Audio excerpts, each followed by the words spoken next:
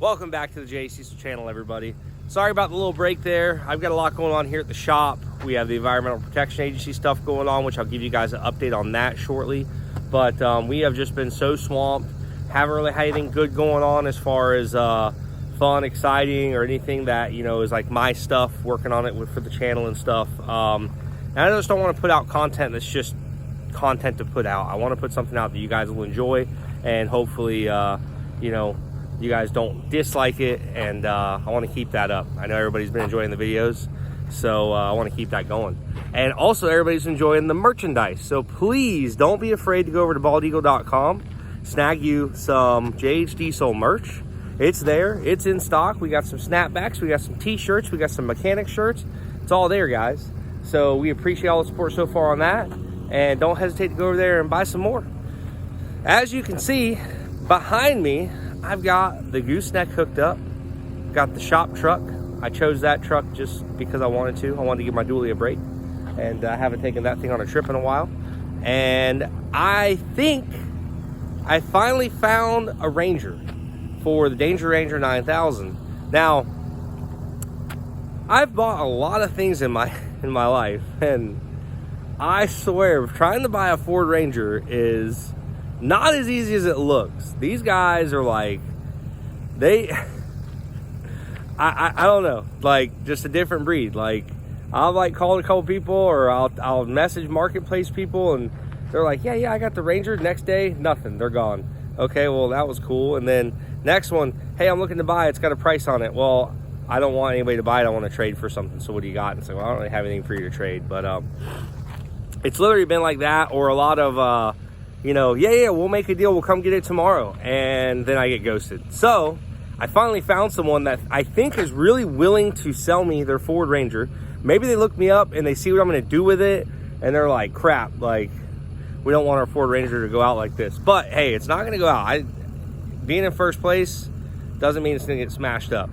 So we're hooked up, we're headed. It's about an hour and a half to go get this rig. We're gonna hop on the road, and hopefully it's a good deal. Hopefully it's everything we want. And yeah, let's see what happens. All right, guys, a little update here, and it continues. So I was about 30 minutes from the house, and the person I was purchasing this Ford Ranger from decided to message me and say, oh, I'm sorry, I can't be there today. So I'm headed back to the house. So wasted an hour and a half of my day. By the time I got the trailer hooked up, got fuel, and drove down the road. So I'm gonna try to search some more on the marketplace or somewhere and see if I can find one, but still no luck to find the Ford Ranger. And the people that own them and want to sell them don't really want to sell them, I guess. They just like posting them for sale to see how many views they can get, or to see how many people reach out to them and how many people they can waste their time. So people that do that on marketplace, you guys suck. Anybody on marketplace that does that, you really, really, really suck. I'm just gonna tell you that right now. So I know a lot of people that probably watch the channel deal with it. Craigslist, marketplace, that kind of stuff. You get people that, you know, lead you on, and then next thing you know, now they just wanna, you know, change their minds. So you guys suck. Anyways, I'm gonna keep looking. If I find something, great. If I don't, oh well, we'll see what we can. I'm sure we got something to do back at the shop. So that's where I'm headed, back to the shop. I'll be checking locations as far as where I can find some more Rangers at, and possibly go check out another one today. We'll see. So I know a lot of you guys are diesel guys on the channel, and you totally agree with what I'm talking about with the EPA. But some of you guys are car guys. Some of you guys are watching, and you're like, you know, I don't really care for a deleted diesel or whatever. This truck I'm driving is a 2015 Duramax LML engine. And it's got, you know, everything done to it that you can imagine as far as the emissions related go. Still running stock turbo, stock injectors, all that stuff. And I'm towing an 8,500 pound trailer, basically 9,000 pounds. And we're getting an average of, I think the gauge is a little high, but let's say 17 miles per gallon, because I have calculated it before, hand calculated, and the gauge is usually about a mile per gallon high. So we're cruising at 78 miles an hour, towing 9,000 pounds, and basically getting 17 miles to the gallon, maybe a little more, but I'm gonna say 17. just because every time I've calculated, that's what it's been. It's about a mile per gallon higher on the dash. Tell me what truck has all its fully emissions equipment on it and can get that kind of mile per gallon at 78 mile an hour, towing almost 10,000 pounds. I'll believe it when I see it, because I have not seen it yet. Well, we're back at the shop here, changing the work clothes. Since some people in this world do kind of suck and they don't want to sell me their Ford Rangers, try to give you guys a little update on the CUCV, CUCV. So we're probably about halfway through I wouldn't even say we're halfway. I got a lot of stuff rolling in for this truck, a lot of upgrades. Actually broke it again. I busted the radiator on it. I was driving around town, messing around with it and just joyriding it, and something happened, split the radiator right by that coolant line that busted back at Plant Bamboo. So it could have been damaged then and finally split. So I'll pull that thing out, probably get it repaired. But we do have a lot of goodies coming for this thing. The pre or post-pandemic stuff has held up a lot of truck parts, car parts. So we are waiting on that right now. But I do have a pile of parts there. We're going to start getting them bolted on and wired up and everything else. You can just imagine there's a lot of stuff sitting there. I got boxes and boxes. So that'll be in the near future. Get back to that rig. Keep it going for the ultimate trail rig. I want to be able to make it where I can go out, rescue side-by-sides, trucks, whatever, and drag them back to wherever they need to be dragged back to, and hopefully be reliable doing it.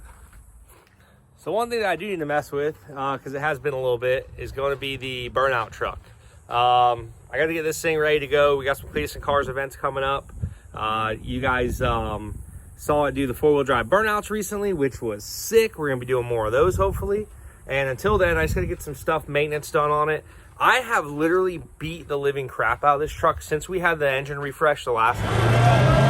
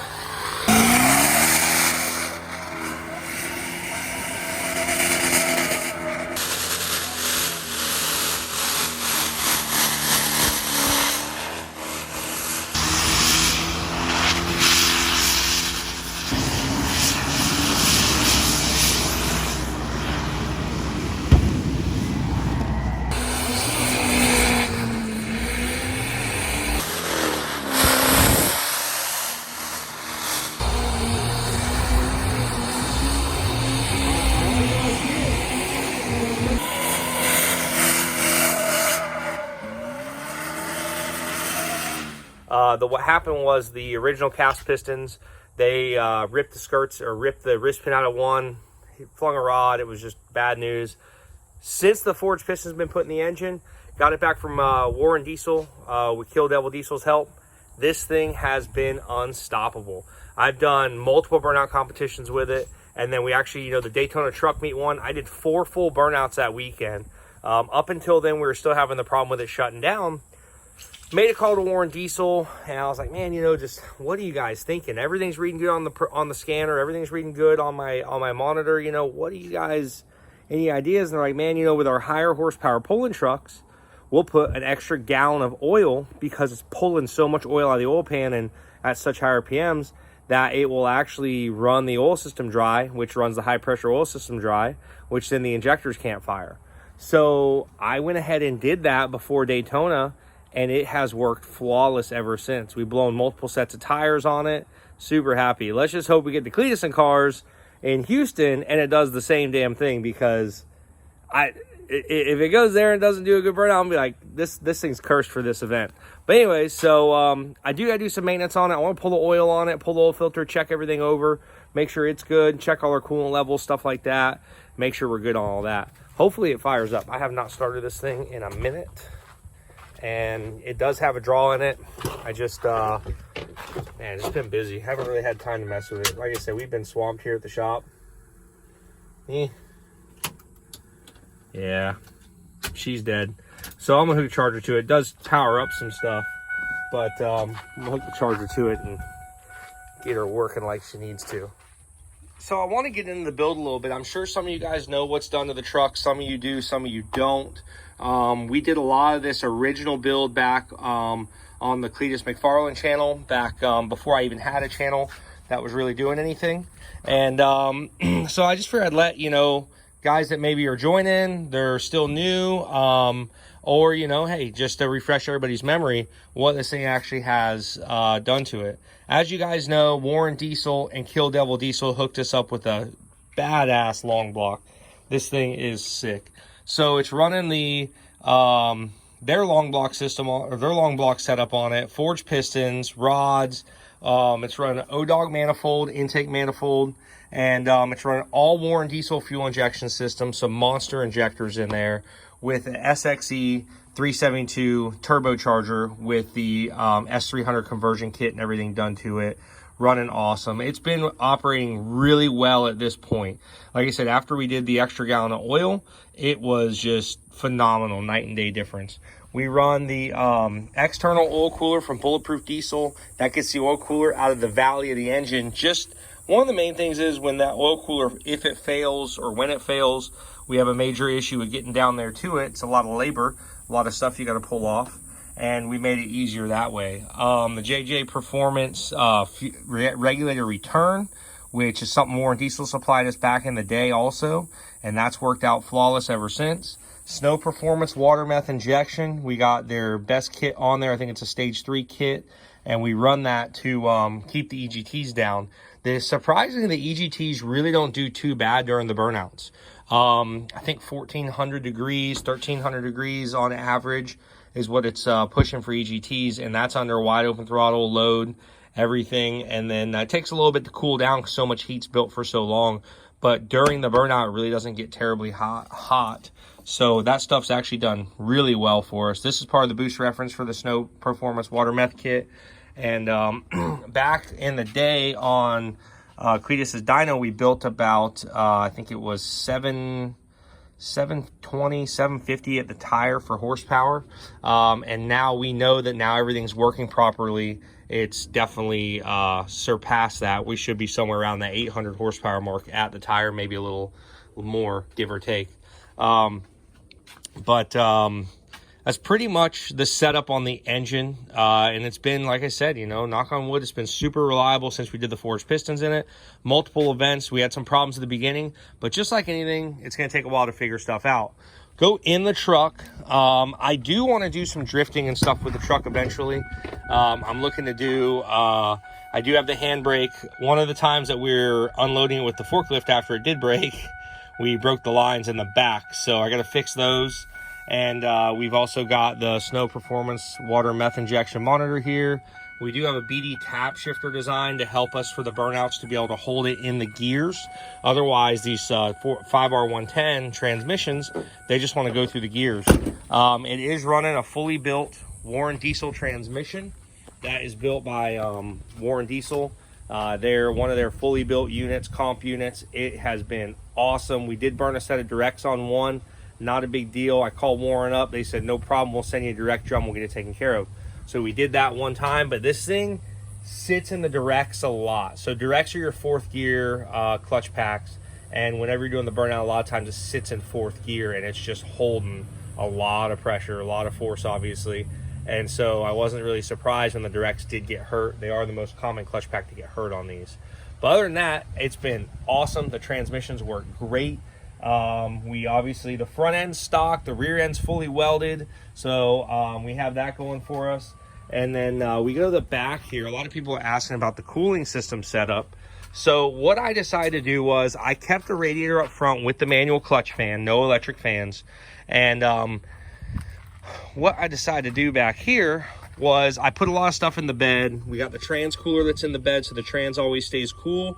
I have the radiator in the bed with the dual electric fans.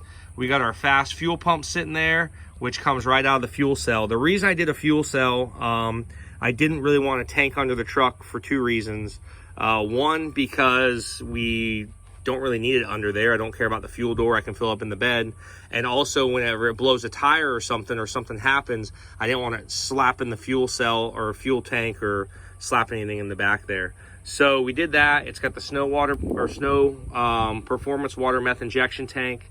And we also have the, like I said, the dual radiator in the bed, the secondary radiator. What we used for that was high temp boat exhaust tubing. So that's actually a softer material. I was going to weld exhaust pipe to the frame and make a whole system like that, but it just ended up being, you know, a lot of work trying to weld a full exhaust, and there wasn't much room, so it was much easier to use stuff that flexes. Kind of a mess right now. I bring coolant with me to the events, the impact gun obviously, and we do have the Corbeau seats in it. I kind of forgot to mention that. They fit awesome. Similar seats to my mud truck. These are a little tighter fitting, but we do want to cage this truck eventually. If I start really getting heavy into the drag racing side of it, I would like to put a cage in it, and that way I can make it a lot safer. 5-point harnesses, all that kind of good stuff. But that's kind of the mods list on the truck. A lot of people have reached out and asked, you know, what do you have done to the 6-liter, because they missed it. That's what we have done. I couldn't have done it without the companies that helped us along the way. Warren Diesel, Fast Fuel Systems, Kill Devil Diesel. These guys, without them, this truck would not be here. It wouldn't be what it is today, by any means. The stickers are getting pretty caked with rubber there, but these two guys right here, and then obviously Kill Devil Diesel too. These guys have crushed it. You got to check their stuff out, check their engines out, their long blocks, all that kind of stuff. They're building some awesome parts and some real innovative stuff. So let me bring in the shop. I'm gonna drop the oil on it. I want to check that, check all the fluids over, and see how she's running. Charger's been on her for a minute. Let's see how she does. Oh yeah, fuel pump is screaming. Let these glow plugs heat up a little bit. Hey, y'all dang got a little water in that rig, huh? Still running so freaking good.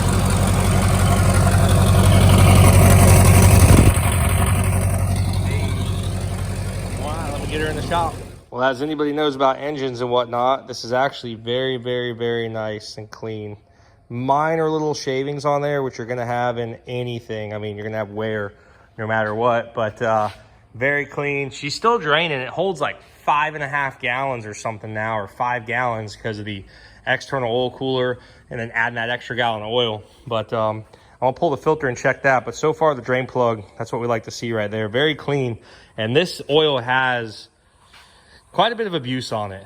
I probably should have changed it earlier in this, but it has been running really good, and it's had quite a few events on it and been doing awesome. The filter also looks great. No metal flakes, no shavings, no bearing material, nothing, absolutely nothing. Very clean, very nice. As you guys will see on just about any filter that we run, or on any truck, even for our shop, it's very good practice to always run an OEM style filter. The aftermarket brands, they do make some aftermarket ones for the 6-liters. There's several issues with them. They come with the cap installed on them. You can't separate them. People have gone as far as somehow getting the filters out of the caps and putting them on and having low oil pressure issues, stuff like that. But we use only OEM, and that's the same what I use on my stuff. There are better filters, so I try to tell people either use OEM or better. Don't cheap out on your filter, guys. You're talking a couple bucks. If you care about your project or your car or truck, don't cheap out on the filter. So I'm gonna get a fresh filter on there. The oil looks freaking great. Everything looked awesome in it. The filter looked great. So I'm gonna get some oil, top it off, and then we'll go do a test drive, make sure everything's good, and hopefully be able to rip this thing in the next Cleetus and Cars without any issues. We're gonna do a full run. We just have yet to do that at Cleetus and Cars for some reason, but I think we'll get it conquered at the next one.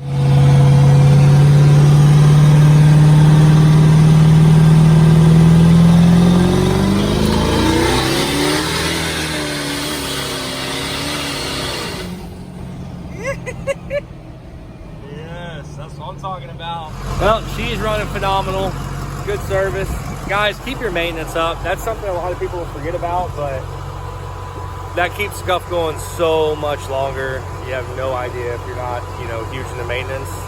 I try to maintain my stuff the best I can, and I do have a lot of things to maintain, but at the same time, That's just something you gotta think about. It is key to keeping stuff alive. But anyways, well, that's gonna conclude the video for today. That thing's serviced up, ready to rip. It's ready for the next Cleetus and Cars. Hopefully on the next episode, we can nail down a Ford freaking Ranger so we can be in the Danger Ranger 9000 race. Really striking out lately. But I got a couple messages in, a couple calls in, and hopefully something works out. That's my goal. Anyways, guys, thank you for watching Jay Cecil channel. We'll see you next time.